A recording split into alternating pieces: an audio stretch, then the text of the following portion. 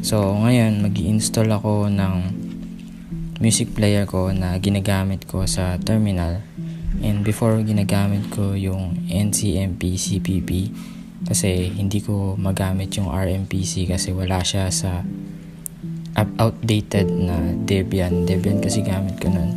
So ngayon nasa Arch na tayo, magagamit ko na siya, and napakaganda ng RMPC. So ngayon check muna natin yung kung may update ba.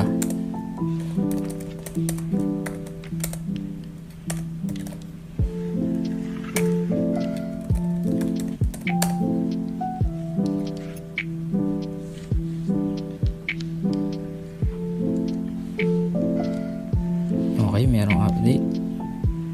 Wala. Pero may dindownload siya. So may konti na nag-update.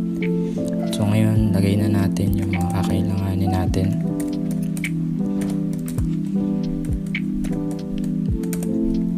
MPD, MPC which is yung manual control, NCMP CPP kasi baka gamitin ko pa rin, tsaka yung RMPC.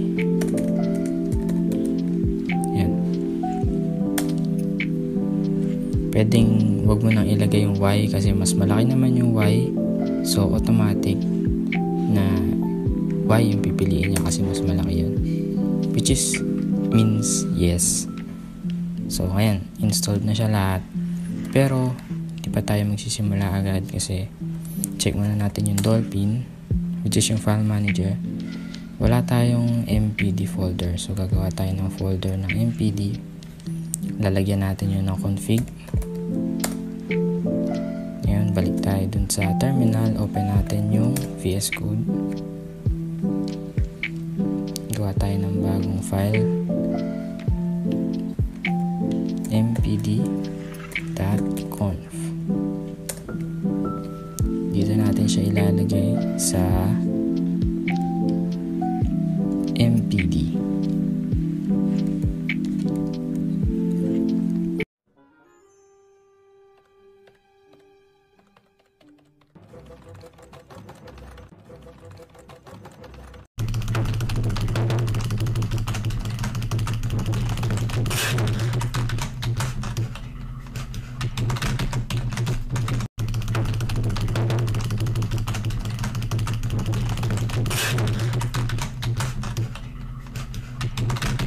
So, tapos na ngayon yung config natin.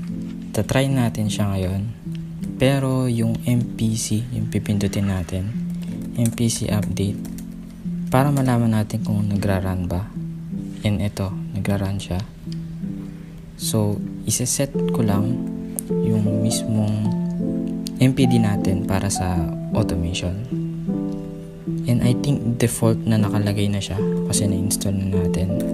Pero double check pa rin natin. So itong user na to, dash user, ibig sabihin pag nag-login ako sa account na to, dito lang magbubukas yung MPD, hindi siya magbubukas sa ibang account or ibang user. Check natin yung MPD. Failed, already in use na siya. Okay, so pwede na natin ngayong i-open yung MPC ay yung RMPC para makita nyo kung ano itsura ng RMPC.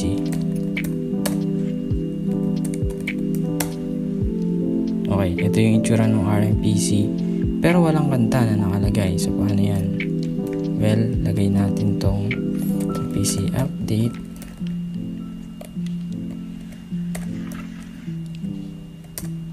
And then MPC add dash.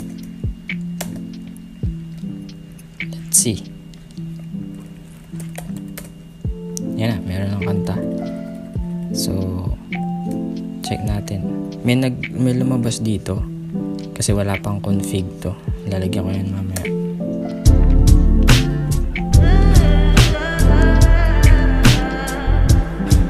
Okay na yun.